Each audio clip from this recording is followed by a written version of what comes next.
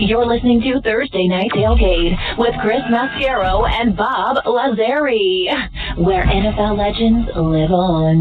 Back to you, boys. Him, he's a lot.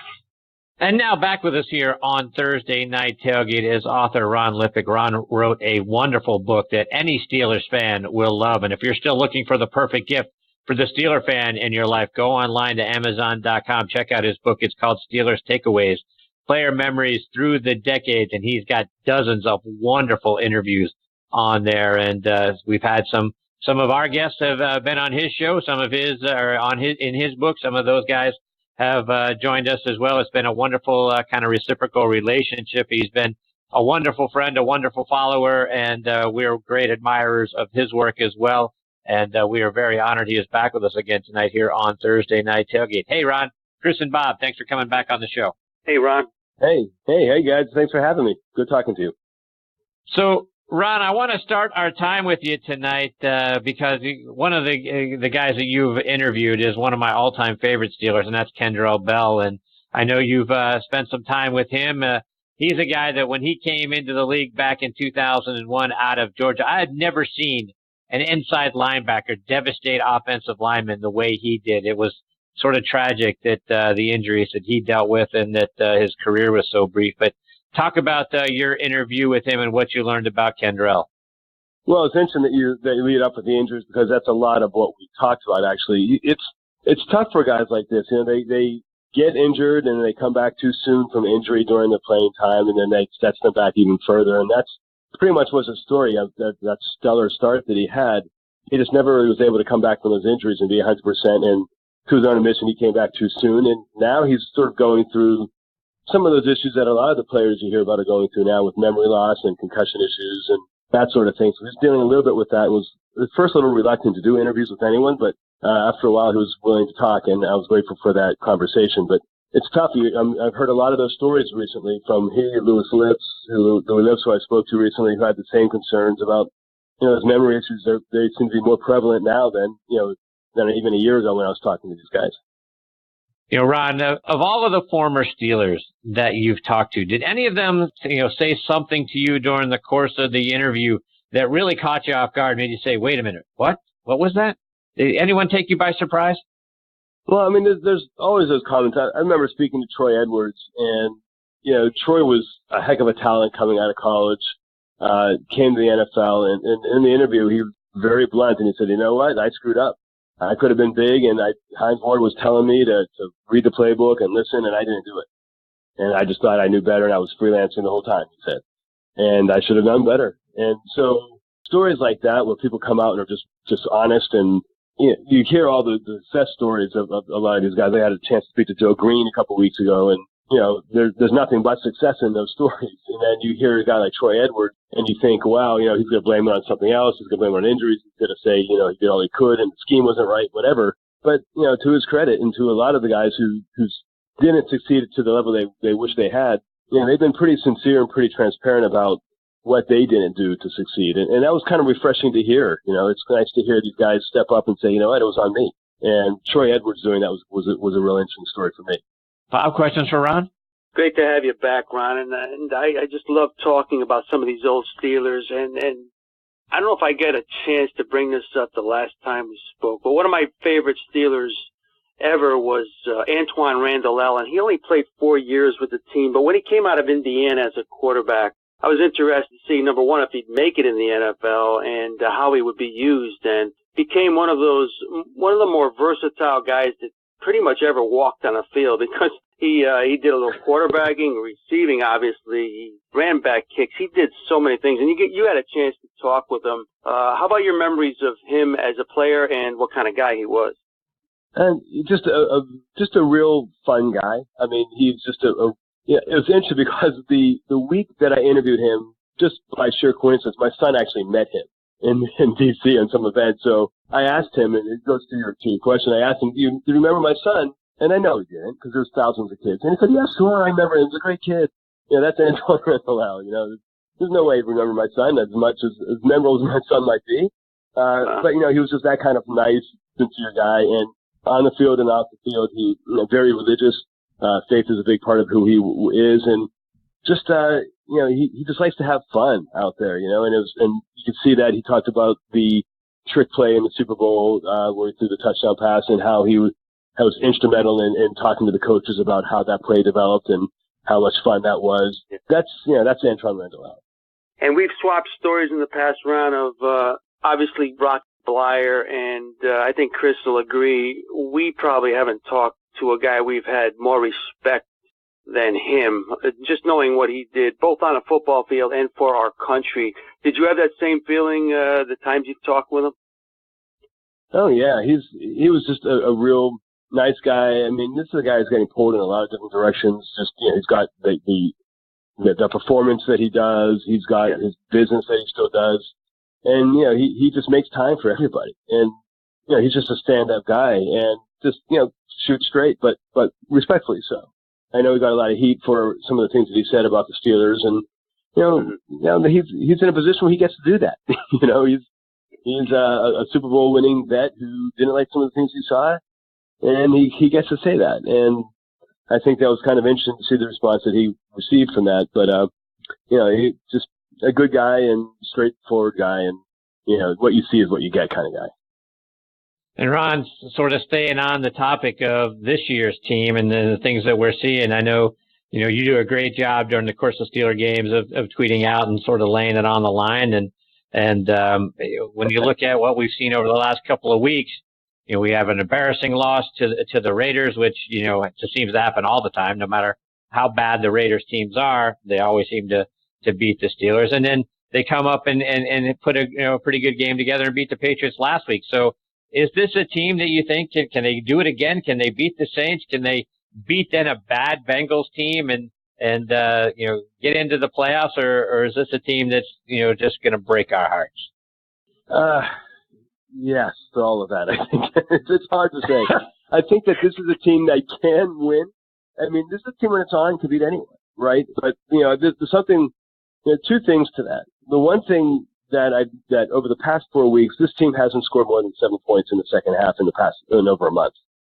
They're not going to win playing New Orleans doing that, especially not in the Dome. So they're going to have to step up in the second half and be more effective. And I think that's a big element. It was interesting too because I spoke to Richard Mann, the wide receiver coach that retired last year for Pittsburgh. I spoke to him a few days ago, and we were talking about the team and why he retired. And what was a really kind of telling comment. But he said he retired because he was tired of coaches trying to be outsmart one another and forgetting technique and fundamentals, which I thought was a really, really important remark.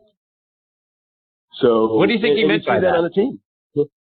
I'm not sure if it was internally focused or externally or both, but I think he felt like, and he was very straightforward about the fundamentals and techniques are getting lost in the game. Coaches are not teaching that because they are more focused on outsmarting and looking better than the coach, rather than just winning on fundamentals and technique and making the players sound versus making your strategy sound. And you can't have a sound strategy if your players aren't sound. And I think that's what he was saying is that, in this day and age, these young coaches coming in, a lot of them he felt are really more focused on their careers and these great strategies and looking great, but they're not getting these players developed technically and fundamentally sound. And so you see that on the field when guys blow plays, they blow coverages or they do the wrong thing, they use the wrong technique.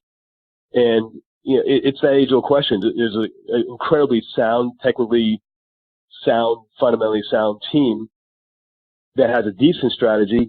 Does that beat a team that's not fundamentally sound but has a great strategy? And so, you're seeing these, I think, issues come up with these Steelers games now where this is a team that is very talented, has some pretty interesting strategies, but technically and fundamentally, they're not always very sound. And even though, to his credit, he said Coach Tomlin really stresses those fundamentals, but that has to work its way through all the coaching staff. And I'm not sure, again, whether he was looking internally and saying that about his own team or about teams that he faces or what have you, but he said he was just tired of that, and that's one of the reasons why he retired.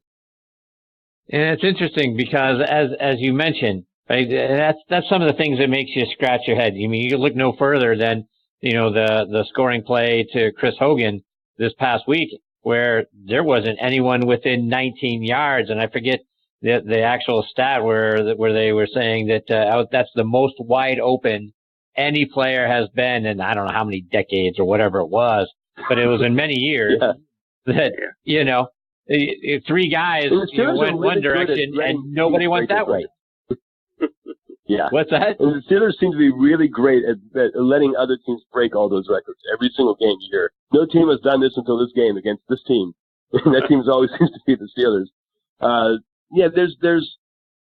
It's top to bottom. I mean, the guys they had in there were guys that hadn't played because of injuries, and they didn't have to necessarily be in on those downs. And you looked at the San Diego game where they had linebackers covering Keenan Lewis all game, and Bostic was covering their star wide receiver in the most critical play of the game. And so you look at that, and some of that strategy seems to be in question because, that's not a fundamentals thing.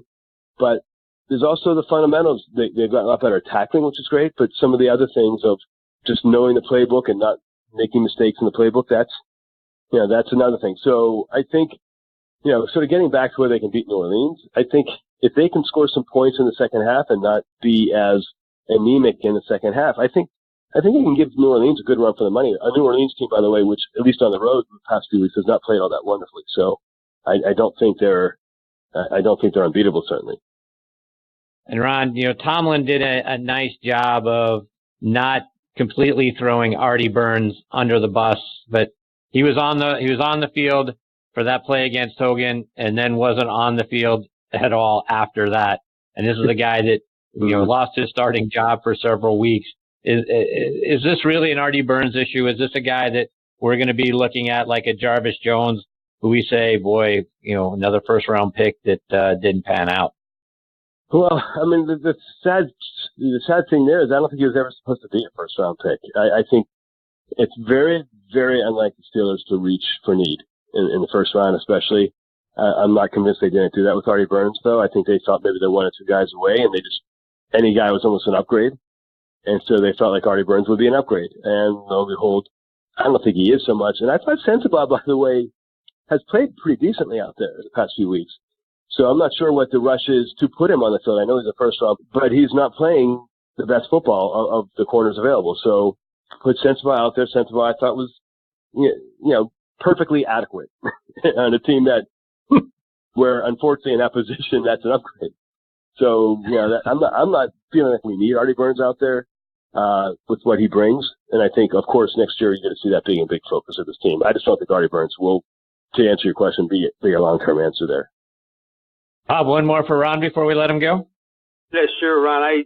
We've talked to guys like our friend Paul Alexander about this. Wanted to get your take as well. Roethlisberger, is there a sense of urgency at this point of his career, Ron? Both on the part of him and Tomlin. Much longer do you think he can do what he's doing? Obviously, still pretty decent as a quarterback, but the clock is ticking. I think it's ticking, especially for a guy who's been such a physical kind of guy in terms of how he's dealt with pressure, physical pressure. But I don't think he's lost anything in terms of his physical, arm strength, that sort of thing. The thing that Ben Roethlisberger hasn't lost, unfortunately, is his sort of desire to make the big play at the expense of the little play. And what we are seeing the past few years is his turnover ratio for quarterbacks, TD to turnover ratio is higher than any other quarterback in the NFL, with the exception of one or two. And he's had that issue the past couple of years. I don't know if that's an age thing. I don't know if that's a feeling of desperation where he's trying to make the big play more than he has in the past because he's got less time left in his career kind of thing. I have no idea. But, I think he's still got it. I think that element of the game is what's holding the team back as much as anything, is him forcing those big plays. There are times when he's throwing deep passes when first downs are glaringly right there in front of him, and he's forced a deep pass consistently. And it works once or twice, and then everyone gets really excited. But over the long haul, I think it actually hurts the team because for every one of those that succeed, there's 5 or 6 first downs that don't. So I think that's, I don't know how you coach that into him because they like his gunslinger mentality, but I don't know how that succeeds in the playoff realm when good teams won't let that happen. They won't let those big plays go. Ron, before we let you go, and I'm excited to announce that you're going to be joining us on a regular basis in 2019. We're going to have a segment with you once a month to sort of keep us up to date with all the great interviews and conversations that you're having. So thanks very much for becoming more a part of the show. And we're very excited that you'll be with us, like I say, at least once a month as we get into night. Hey, I'm excited too. Thank you. It's a lot of fun talking to you guys and sort of walking through all this stuff. So thank you for the opportunity. Ron, before we let you go, remind our listeners how they can stay up to date with all the great things you're doing, whether it's online or it's on social media. All right. Well, we've got a new site. So it's SteelersTakeaways.com. It's a lot easier than Pittsburgh Sports Daily Bulletin. All the articles are available. All the interviews are there from Joe Green. We interviewed Joe Green, Louis Lips, Glenn Edwards, Dick LeBeau. All those guys will be coming up soon. So you can go on SteelersTakeaways.com and get access to all the interviews that we talk about and we will continue to talk about. So that's where you'll find us, and hope you'll enjoy the interviews there. Well, Ron, again, thanks so much for taking time out of your night to come back and be a part of the show. We look forward to 2019 with you. In the meantime, Merry Christmas, Happy New Year, Happy Holidays to you and your family. It's been great having you as part of the show tonight. Thanks again, Ron. Well, thank you. You likewise. Have a great holiday. Enjoy it and be safe. Take care. Thanks, Ron. Take care. That is Ron Lippock, and again, his book is titled Steelers Takeaways, Player Memories Through the Decades. It's available out there on Amazon.com. If you're a Steelers fan, first of all, the book's fantastic.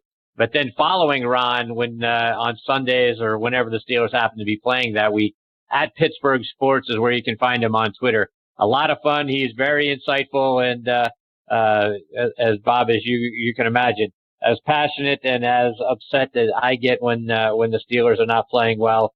It's good to have Ron to read and watch, and I certainly follow him throughout Steelers games. He either A, affirms my frustration, or B, gives me even more insight to what he's seeing going out there on the field. But really excited to have Ron as more a part of the show as we get into next year.